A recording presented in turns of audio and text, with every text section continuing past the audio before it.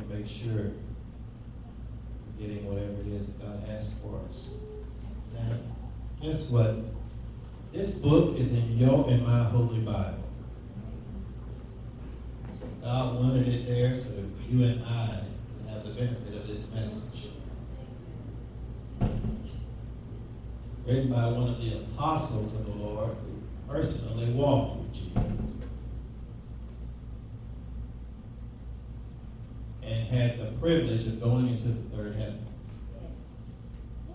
Now, I would want to hear from a guy who had the privilege and gifting on his life to go to the third heaven. In fact, this is one of the most revelatory books in the entirety of the Bible. One of them. Because we're not dealing with types and shadows. We're dealing with he went into heaven and saw these things.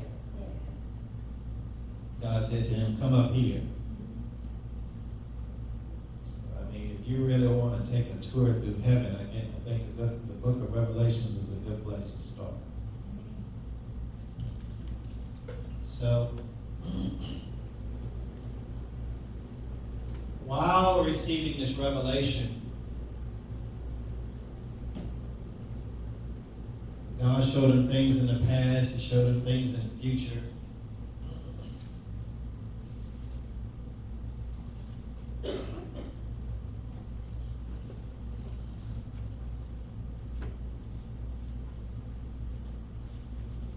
Things to come.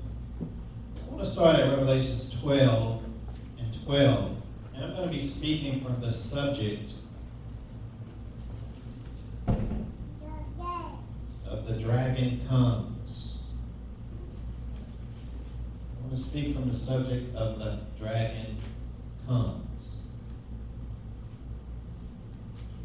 The Bible says this in Revelations 12 and 12. You have your Bibles there. Therefore rejoice, you heavens, and ye that dwell in them. Woe unto the inhabitants of the earth and of the sea, for the devil is come down unto you, having great wrath, because he knoweth that he hath but a short time. When the dragon saw that he was cast unto earth, he persecuted the woman that brought forth the man child. Of course, we know that this woman is Israel. Jesus came out of Israel, and specifically out of the tribe of Judah. But this woman is not just a revelation of Israel, it's also a revelation of the elect Israel. Because the scripture says that this woman, at the beginning of Revelation chapter 12, it says that she shines, or she is clothed with the sun.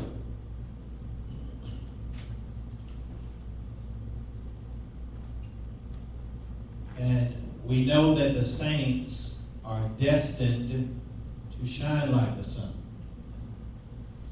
The Bible says it like this in Isaiah 60:1. It says, arise and shine, for thy light is come. The glory of the Lord is risen upon thee. For behold, darkness shall cover the earth, and gross darkness the people. Now this is right before the coming of the Lord. But the Lord shall arise upon thee, and his glory shall be seen upon thee. That's Isaiah 60, verses 1 and 2. Daniel chapter 12 confirms this, and it says, they that be wise shall shine as the brightness of the firmament, and they that turn many to righteousness as the stars forever. The sun is just a star.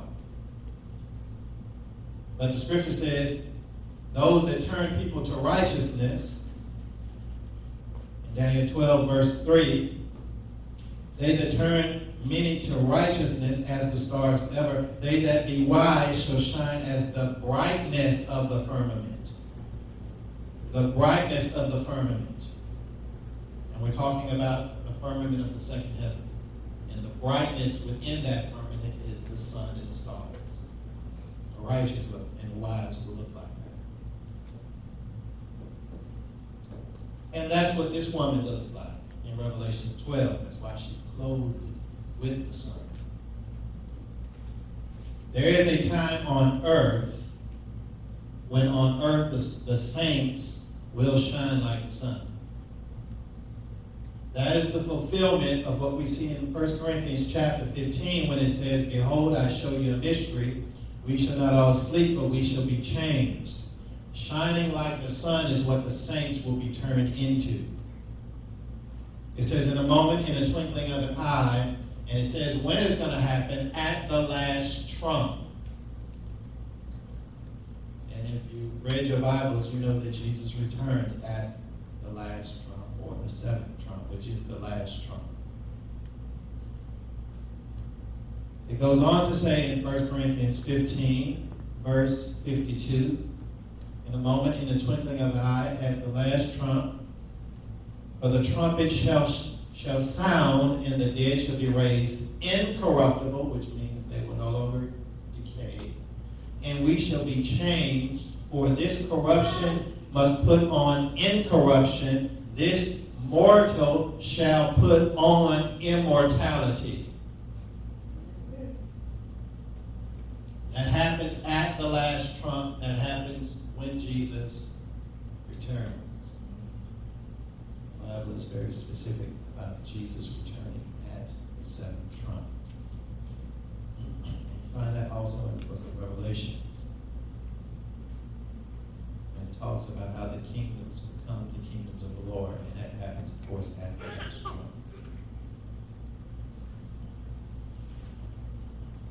And so this woman here is shining like the sun. Now the Bible says she has these 12 stars around her head. These 12 stars, and they say it's in the form of a crown. That's two revelations revealed in that.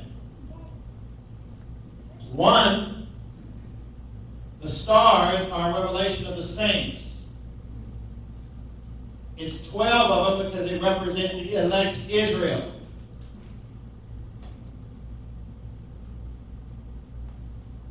It's kind of like the 144,000 that will be sealed in the book of Revelations. I want to say that's chapter 7. There is a subset of Israel that God, and more than 144 Israelites will be saved. I'm just talking about in the time of this prophecy, the end time. The period preceding the Great Tribulation, the period preceding the fall of Mystery Babylon. God is going to seal 144,000 Jews. And he's going to save a number of people or Gentiles that no man can number. You find all of that in Revelation 7. But the woman who brought forth the man-child has a crown of stars on her head. So she shines like the sun. That's what the saints are going to look like when Jesus returns. She has stars around her head, 12 in number. The stars represent the saints. And there are scriptures where the saints are referred to as stars. For example, Daniel chapter 8, verse 10 says it like this, "And it waxed great, even to the host of heaven, and cast down some of the host and of the stars to the ground, and stamped upon them." Now this was a prophecy about a coming king of Grecia that would persecute the saints. And the saints were revealed as stars. And it said it would cast them down and trample on them. The interpretation found in that same chapter, verse 24 says, Daniel 8:24 says, "And his power shall be mighty, but not in his own power. He shall destroy wonderfully. He shall prosper in practice. He shall destroy the mighty and holy people." So in Daniel 8 and 10, they are called stars, the mighty and holy people. But in Daniel 24, they are revealed to be the mighty and holy people. In other words, these are the Jews, the elected Jews. Now again, those stars are the crown because that represents a time when the elect Israel and the saints will reign in Jerusalem. It represents a time when the elect Israel and the saints will reign in Jerusalem. So it's a twofold revelation. Stars, the 12 stars revealing who it is, and the fact that it's the crown of the woman is revealing that she will be reigning. The Bible says she has the moon under her feet because that woman will rule over everyone who is not glorified, which is the world. There's going to be a great conversion when Jesus returns. The saints will shine like the sun. They will rule the world with Christ for 1,000 years. And they're going to convert a lot of Gentiles. A lot of Gentiles are going to be converted at that time. A lot of people who would have at one time followed the devil will be converted to the Lord. You find that in Isaiah chapter 60 that says this, for behold, and not only a whole bunch of Gentiles, but the Bible says that all Israel will be saved when Jesus returns. So not only will all Israel be saved, a multitude of the Gentiles will be saved. And the scripture says this in Isaiah 60 verse 3, and the Gentiles shall come to thy light, and the kings to thy brightness. Now what light? What brightness? That's the saints that shine like the sun when Jesus returns. The Gentiles and the kings will come to that light. And it says, lift up thy eyes round about and see all they that gather themselves together. They shall come to thee, and thy sons shall come from afar, and thy daughters shall be nursed at thy side. In other words, the Jews will be gathered out of all of the earth to come to Israel again. And it says, then thou shalt see, this is Isaiah 60 verse 5, and flow together, and thy heart shall fear and be enlarged, because the abundance of the sea shall be converted unto thee, and the forces of the Gentiles shall come unto thee. In other words, the whole world, a whole multitude of Gentiles are going to come. The Jews will be gathered from all over the world. Those that would have survived the beast or been killed by him will be shining as the sun, ruling with Christ. And everyone else, Jews and Gentiles, that do not have the glory will be being ruled over. So I go back to Revelations 12 now, so I can finish that initial opening, but I wanted you to know who the woman was. And the Bible also mentions the fact that this woman has children, and that's the saints, Christians.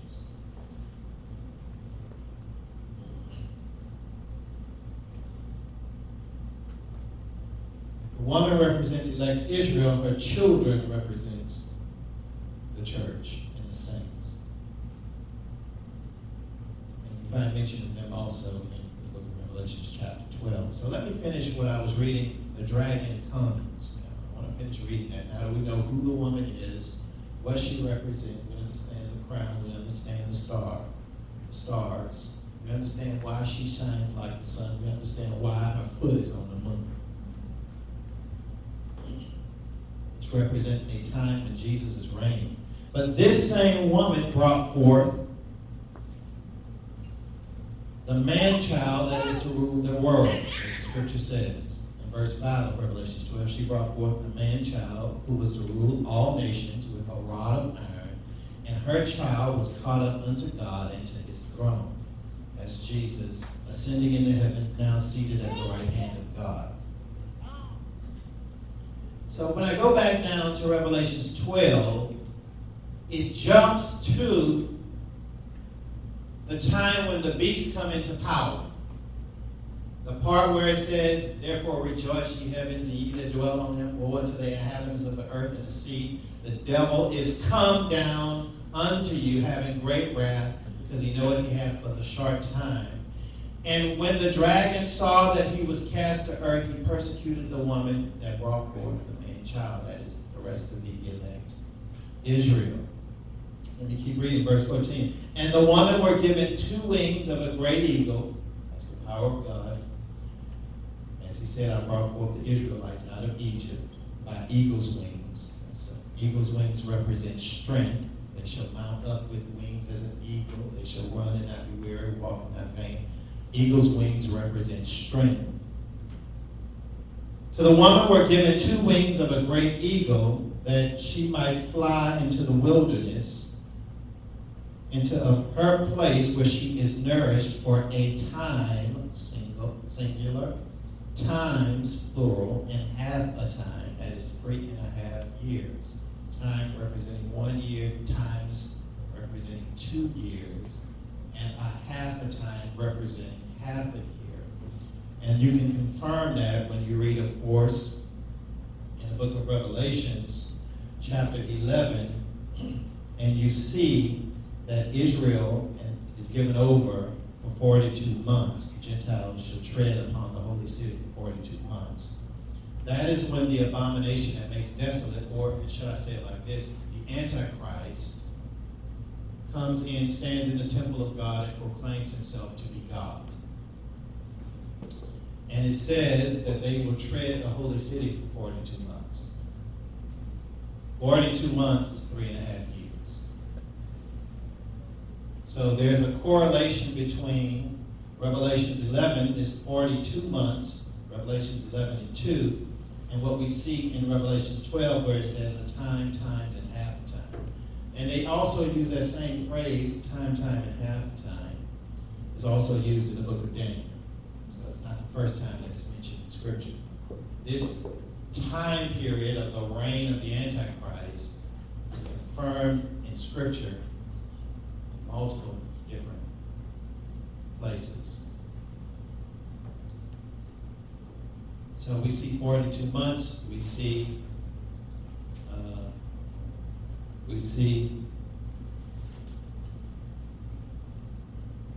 time, times, and half a time. And you will also see the mention of 1,260 days, which is also the equivalency of 3.5 years. And you find the use of 1,260 days in Revelations 11 and 3. So what have we talked about thus far? We talked about the Scripture says that a woman would give birth to a child that would rule the nations with a rod of iron. We have a revelation of this woman, of the time when Jesus will come to reign. You understand the 12 stars around her head, why the stars are as a crown, why is it 12? Why she shines like the sun, why the moon is under her feet. We understand this woman to be Israel. We see a revelation of the war that happened in heaven, which would have had to have been before Adam, because we see early on in the garden, Satan was trying to deceive the woman, therefore he was in his fallen state. In the Garden of Eden, the earthly Garden of Eden, of course.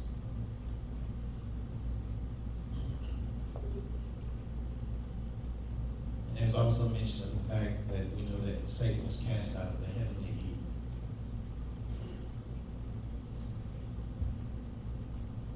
As the book of Ezekiel says. Now, when the devil is cast down, Revelations 12 jumps to the tribulation period, or the time when the beast is coming to reign. And I want to read this verse of Scripture. Turn to Matthew 24.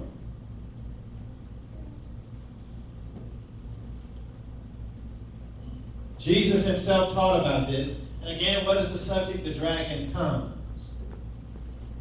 And when I say the dragon comes, I'm talking about that 42-month period. I'm talking about that 1,260 days. I'm talking about that time times and half a time, 3.5 years. All of these interchangeably used in the book of Revelations to describe how long the beast will reign.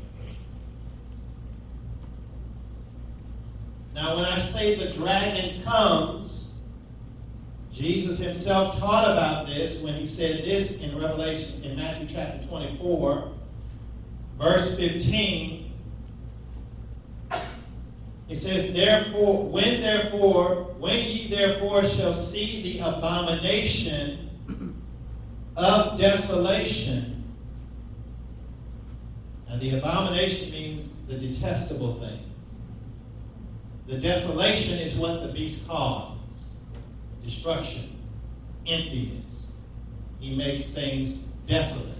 Remember, he's going to trample the holy city for 42 months.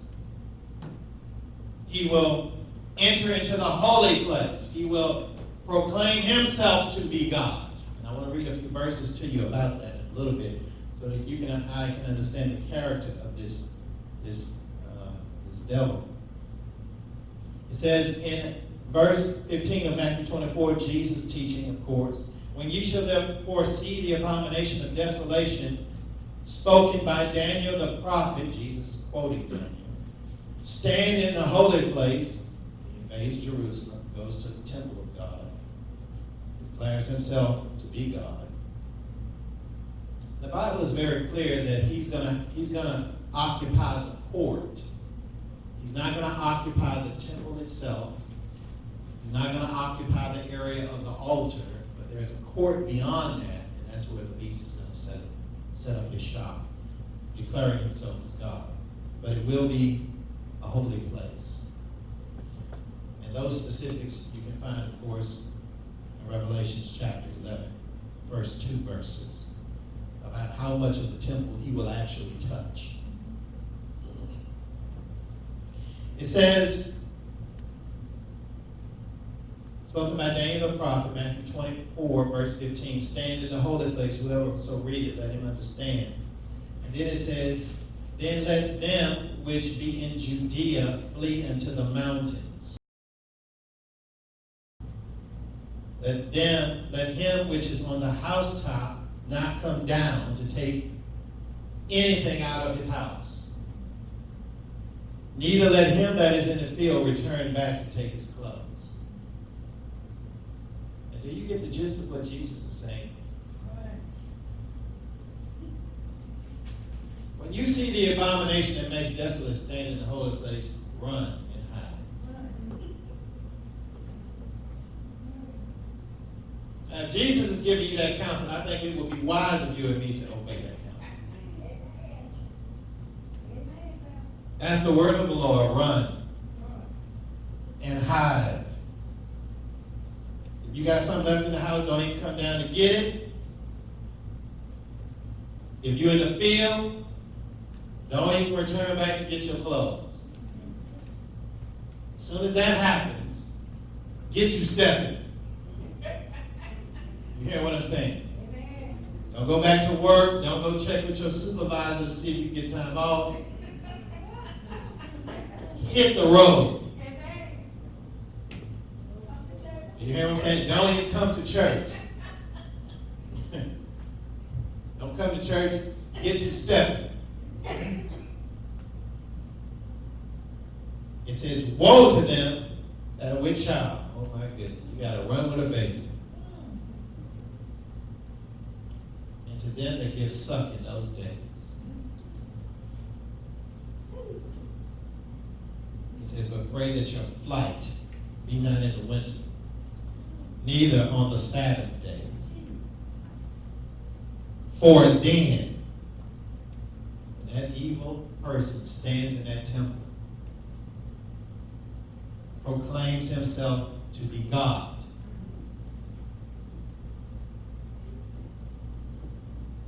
Jesus said, run, you will be in Jerusalem. Who was doing that in the temple when they rebuilt it. That's why we have to be watching the news. When they talk about we're going to rebuild this temple in Jerusalem and honor God, it's time to get nervous. That's prophecy being fulfilled. The Bible says he shall cause sacrifices and offerings to cease. When they start to resume all of that, maybe they do it for cultural reasons, who knows? They start reinstituting the Levitical priesthood and going through the sacrifices and all of that. It's time to get afraid because you're getting closer to this. You're getting closer to the invasion of Jerusalem. And you're getting closer to this person coming in there saying he's God. And he will rule the world. The Bible talks about 4 satanic princes, all of them in their time. It talks about 4 satanic princes, and you find the revelations of them, and of course, it's revealed as 4 in Daniel 7, but if you have eyes to hear and ears to hear what the Spirit is saying, you can see those 4 princes in the dragon with 7 heads and 10 horns. Which are those 4 princes? The Bible reveals Satan to be the dragon with 7 heads and 10 horns. How many of you know that if you go into the Greek and look up that word dragon, it is another variation of serpent? What is it saying about that? What is it saying about that? The serpent is a revelation of subtlety. You don't easily see it. So when those 4 nations, kingdoms arose, talking about Daniel 7 now. And I'll go ahead and give you this. In Daniel 7, you're going to find mention of 4 beasts, 4 kingdoms. Babylon being one, that's 1 head. Persia being 2, Daniel 7, the 2nd head, represented in a bear, in the form of a bear. Grecia, represented as the leopard with 4 heads. And the beast, which is the 4th kingdom, revealed as 10 horns, or 10 kings. Now, that's in Daniel 7. So when you count all the heads, you have 7, and you have the 10 horns, which is the dragon. So the dragon with 7 heads and 10 horns is a manifestation of Satan in subtlety, because it's nations, but he is very much behind them.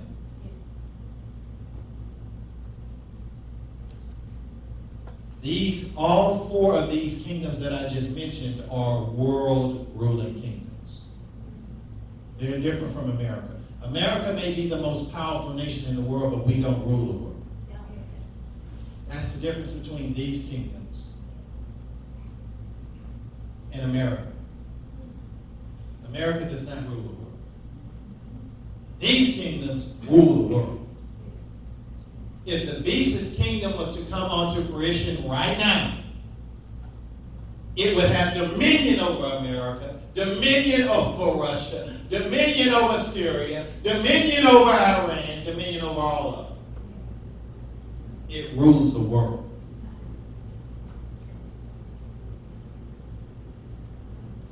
I'll show you some things about this Antichrist. The Bible's to Daniel chapter 11.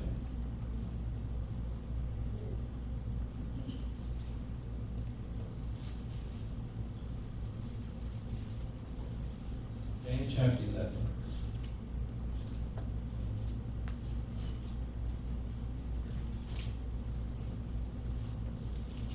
Daniel chapter 11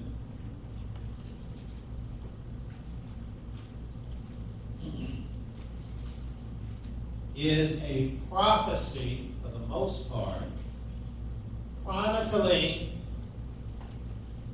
a generational war that would go on within the kingdom of Grecia, which would have been divided into 4 kingdoms. But specifically in Daniel 11, you have a war that's going on between 2 different kingdoms of the 4, the kingdom of the north and the kingdom of the south. Now Daniel chapter 11 switches to talking about the Antichrist when you get to verse 36 of Daniel 11. Verse 36 of Daniel 11. I want to show you some things about this Antichrist in Daniel 11. It says, the king shall do according to his will. This is the Antichrist we're talking about. This is the dragon coming that we're talking about. Remember when the Bible says the devil comes down having great wrath? He persecuted the woman that brought forth the man-child. And a place was given her in the wilderness for a time, times and half a time, 3.5 years. Signifying that when the Antichrist come forth, he will be a manifestation of the dragon. He will be a manifestation of Satan. But he's going to come in the form of a kingdom, and that kingdom is going to rule the world. The Bible calls it a dragon because it's subtle.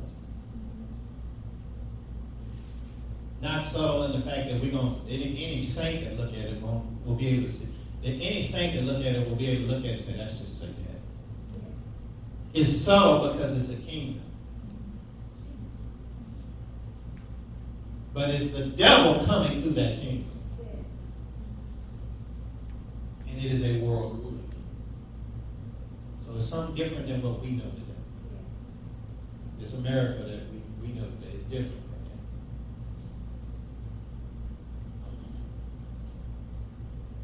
that. It says the king shall do according to his will. He shall exalt himself. He shall magnify himself above every God, and shall speak marvelous things against the God of gods. You know the Antichrist ain't going to have no problem with talking against God. He shall prosper till the indignation be accomplished. In other words, he's going to be successful until God's wrath is accomplished. God sends him for a reason. And that is determined shall be done. In other words, it's already finished, it's already determined, it will happen. Look at what it says in verse 37. Neither shall he regard the God of his fathers. So whoever it is that his fathers worship, he ain't going to care about it. He's going to speak against the God of gods. Neither shall he desire women, nor the desire of women. He should not regard the desire of women. He ain't going to be running after women with his power.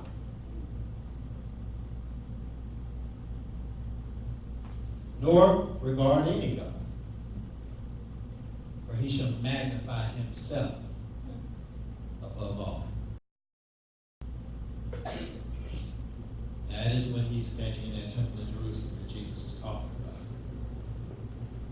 The abomination of desolation standing in the holy place. But look at what it says. But in his estate he shall honor the God of forces. Now what is this God of forces that he's honoring? The beast is going to have 10 kings that are going to give their power and strength to him. Now, if he's ruling the world,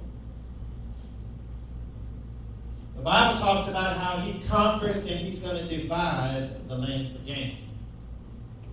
In other words, he and his 10 kings will take lands and divide it all up.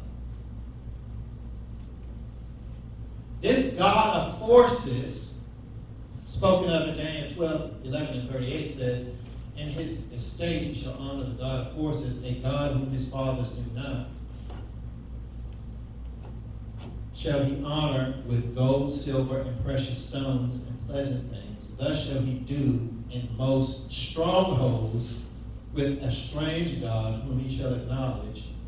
The increase with glory, and increase with glory. In other words, he's honoring this God of forces. Now, let me tell you what that looks like in layman's terms.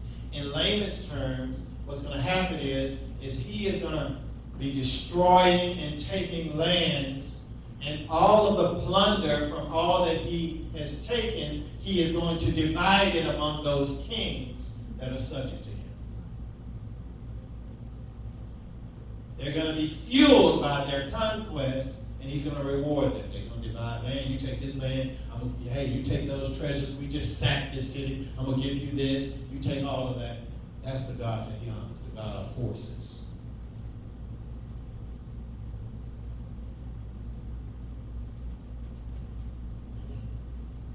Scripture says he shall cause them to rule over me.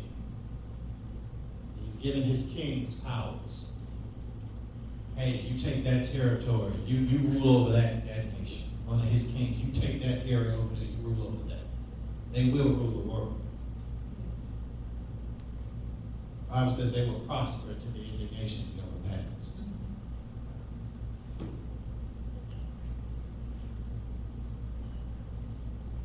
Now, back to what Jesus was saying. He said, "For then shall be great tribulation."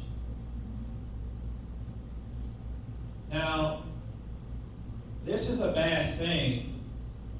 Jesus even warned us of it. Because this great tribulation is not just the Antichrist. Well, it's two people that are going to suffer from this. Let me tell you, two different groups. I want to divide it into two different groups. Two different groups are going to suffer from the great tribulation. The first group is 3 of the 10 kings that he ruled over, he's going to destroy himself. That represents the 1/3 of men in Revelation 9. The Great Tribulation is the killing of 1/3 of men. So one group of that represents 3 of the 10 kings that he ruled over. And the Bible is very clear in Revelation chapter 9 that 3 of those 10 kings, and you also find mention of that in Daniel 7.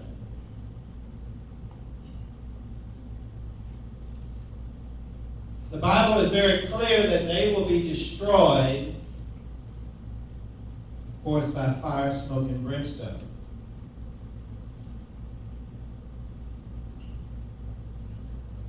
Which will be issued out of the mouth of their horses.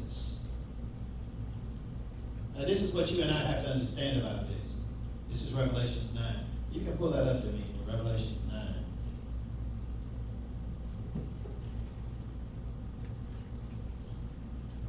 I won't get you out of here in a second. I'm just talking to you. We have in Bible study. Revelation 9, verse 18.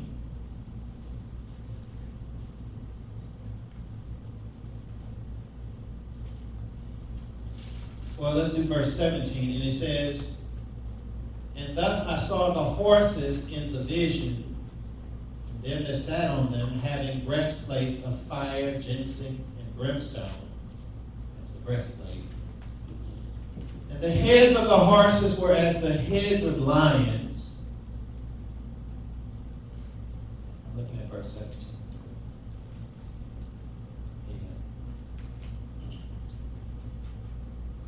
"And out of their mouths issued fire, smoke, and brimstone."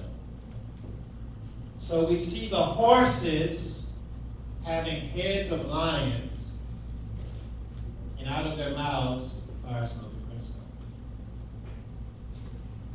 Now, what is God actually saying? Horses, of course, in the Middle Eastern days, Bible days, represent transportation. The lion represents a beast that devours. That's why those horses had lion heads. So we're talking about horse, transportation. They have a lion head. This transportation is meant to devour. The teeth, the fire, smoke, and brimstone comes out of the mouth. Lions devour with their teeth, but this lion, which is their horse, their transportation, will devour with fire, smoke, and brimstone. That would be, of course, the equivalency for us today of large fighter jets or planes, which is our transportation, that spit forth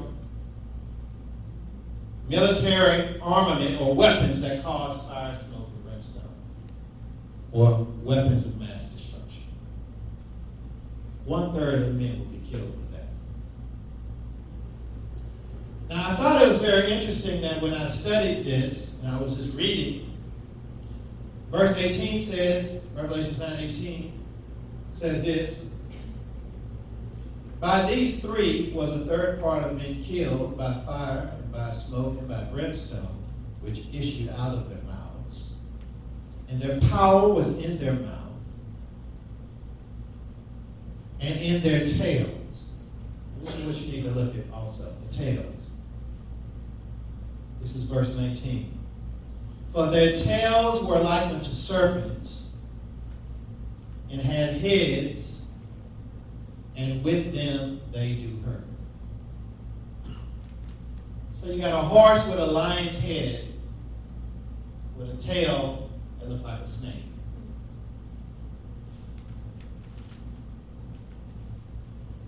What do serpents kill people with? Poison, venom. So you see here what is being revealed biblically, which is amazing, that John saw this, was transportation that had the ability to cause mass destruction, killing even a third of men with fire, smoke, and brimstone, but there's another weapon in the rear of it that is more chemical in nature. Like the venom and poison of the snake. It ain't the bite that kills you, it's the poison. John is seeing vehicles that look, he saw them as horses, because that was the vernacular that God used to reveal it. This is transportation that sends forth fire, smoke, and brimstone out of the front, and out of the back of it,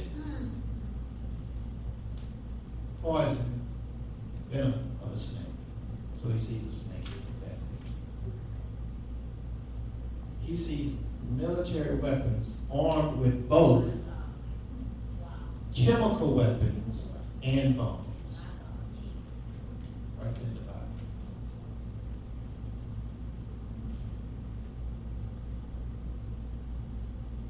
The Bible is clear in Daniel chapter 7. I'm about to land.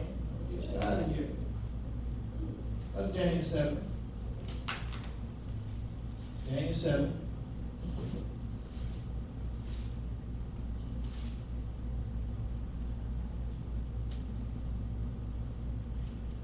Daniel 7, verse 7. Daniel 7, verse 7.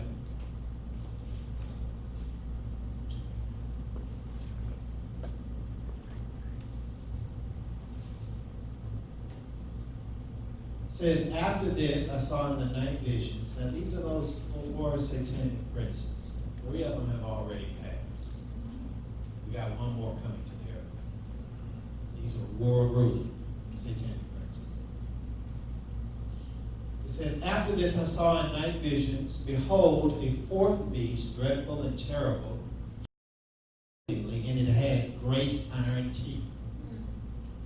It devoured and brake in pieces and stamped the residue under the feet of it. It was diverse from all the beasts that were before it, and it had 10 horns. And I considered the horns, and behold, there came up among them another little horn. This other little horn is the Antichrist. He's going to come to the 10 kings or 10 horns. Before whom, look, there were 3 of the first horns plucked up by the roots. Behold, this horn had eyes like the eyes of a man, and a mouth that spake great things.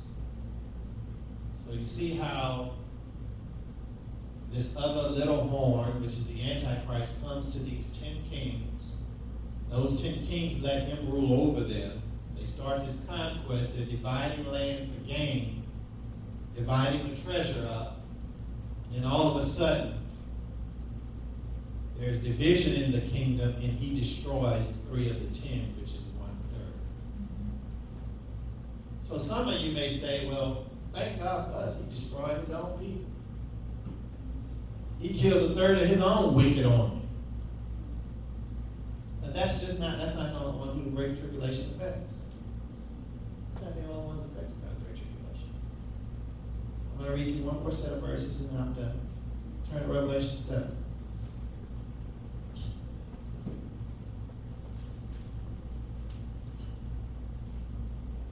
And I guess you could turn it to 2 places. We're going to read 2 more verses. We'll be done for the day.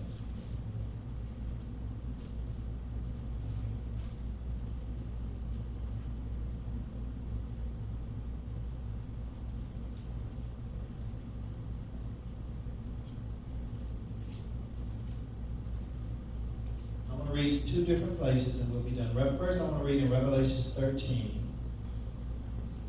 and verse 4. So we just saw how the Great Tribulation affects the beast's horn. 3 of the 10 kings, he's doing this conquest and dividing and conquering. But let's look at this in Revelation 13. It says, verse 4, and they shall worship the dragon, which is the devil, which gave power unto the beast. They worship the beast, saying, who is like unto the beast, who is able to make war with him? And there was given unto him a mouth speaking great things and blasphemies, and power was given unto him to continue. Here's this time again, 42 months.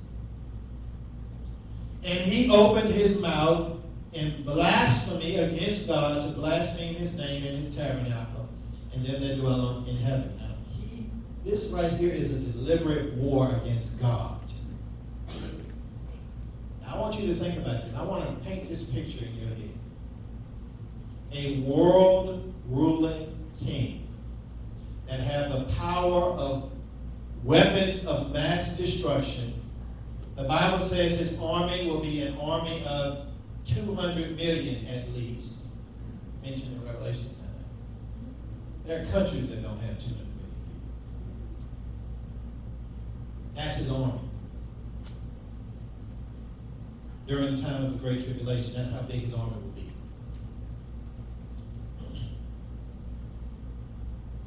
Weapons of mass destruction. And this same ruler of the world, which is not like what we see today. America is in power, but it ain't ruling the world. We got sovereign nations all around us. This thing will rule the entire world. And it will have this man at the top of it. This man that's at the top of it, who is in control of 10 kings under him, will open his mouth in blasphemy against God, the same one we came in here and worshiped today. This is the one Jesus was talking about when you see him. Run. Go hide somewhere. It says he will open his mouth in blasphemy against God, Revelation 13 and 6, to blaspheme his name, his tabernacle, and them that dwell in heaven. It was given him to make war with the saints. What am I saying? There's a power coming to this world that will try to exterminate every Christian that exists in this planet. He will have the purpose. He will have the power. He will have the army. He will rule the world, and his goal will be to exterminate every single Christian that is on this planet. And will demand that every single one bear allegiance to him. Jesus said in Matthew 24, if those days weren't shortened, there will be no flesh saved. But they're shortened for the elect's sake. He's killing wicked men and Christians. He's destroying everything with his power. But specifically as it relates to the saints, it was given unto him to make war with the saints, to overcome them, and power was given him over all kindreds, tongues, and nations. So when I say the dragon comes, this is coming. This thing is coming to the world. As surely as this Bible prophesied Jesus and the details of his suffering to the T before he ever was born out of the womb of Mary, this same Bible speaks of these days. This same Bible speaks of this satanic prince. This same Bible talks about one who will rule the world, who will make war with the saints. He will be at the top of it, and he will have armies. He will honor the God of forces. He will have weapons of mass destruction in his hand. I told you I had one other place, and I promise you I will land here. I want to show you one more thing in Revelation 7. If you have the Bibles. This is where we'll end today.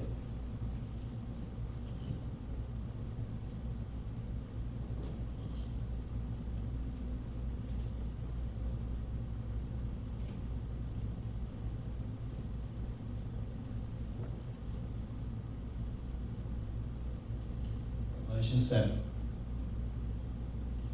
Revelation 7 talks about the 144 that are sealed. It talks about the gospel that God is going to cause to be preached right before the judgment of Mystery Babylon. I want to read this verse, starting at verse 9. Watch this. Revelation 7, verse 9. Are you there? And this I beheld, lo, a great multitude, which no man could number. This is John in the third heaven. He sees a multitude that no man could number. And they were of all nations. How many say all nations? That includes America. That includes the Philippines. That includes Australia. That includes Russia. That includes China. All nations. I saw a number that no man can number. All nations, kindred people, tongues stood before the throne and before the Lamb. Where are these people at? In heaven. Yes. A number that no man could number, verse 9. They're in heaven before the throne and before the Lamb.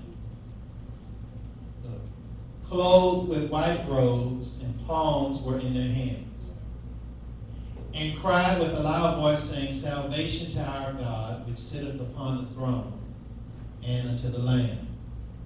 So they're saved. They're before the throne. They're worshiping God.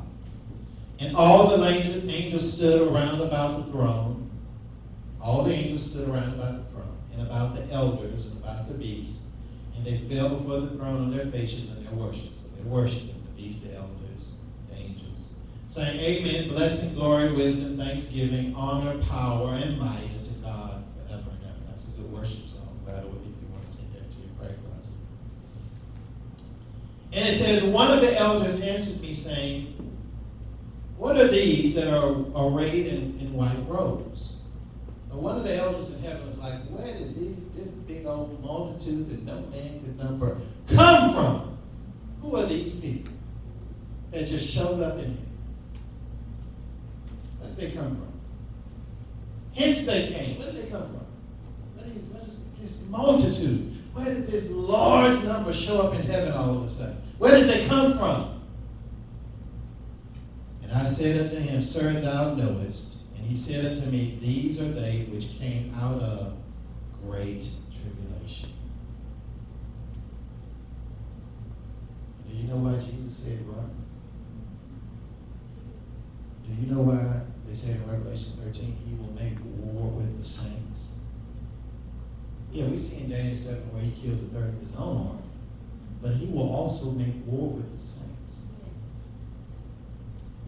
These people will show up in heaven and be standing in front of the thrones, and heavenly beings will be like, where are these people coming from? A number that no man can number. In multitude. They asked the question, and the answer is that these came out of great tribulation. So when I say that his purpose will be to annihilate and kill every single Christian, that will be his goal. And these people would have died martyrs of the faith, not denying Jesus. So when I say to you the dragon comes, I'm talking about a world that's ruled by this man, this devil, who will have the power of armies, who will not only destroy his own, but he's going to make a war against Christianity. And God that we serve. And he will rule the world.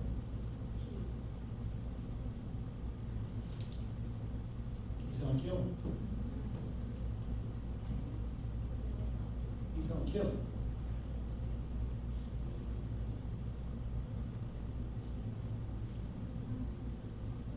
Says, and I said unto him, Sir, thou knowest. He said unto me, these are they which came out of great tribulation, and washed their robes, and made them white with the blood of the Lamb. Now somebody might say to themselves, why did God let him kill so many? Why did he let him prevail over his own people? The Bible says in verse 15, therefore they are before the throne of God, serve him day and night in his temple. He that sitteth on the throne shall dwell among them. They shall hunger no more. They shall thirst no more. Neither shall the sun light on them, nor any heat. For the Lamb which is in the midst of the throne shall feed them. See, these people, I'm talking about in multitudes. They might die at the hand of the beast. But after that sword is successful in stealing their lives, they're before the throne of God. And the Bible says the Lamb will feed them. Jesus himself is going to be feeding them. It's time to eat. You're not going to hunger anymore. You're not going to thirst anymore. You're not going to be heat, and the heat is not going to wear on you anymore. They're going to go into a place of absolute comfort, absolute blessing. Their death would almost be as a deliverance from everything that's going to be going on in this world. Thank you.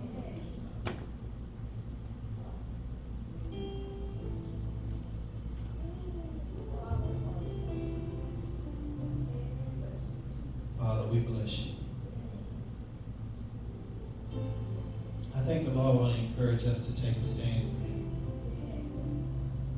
I see a multitude right here of people that's going to take a stand for God. And you and I need to take a stand for God.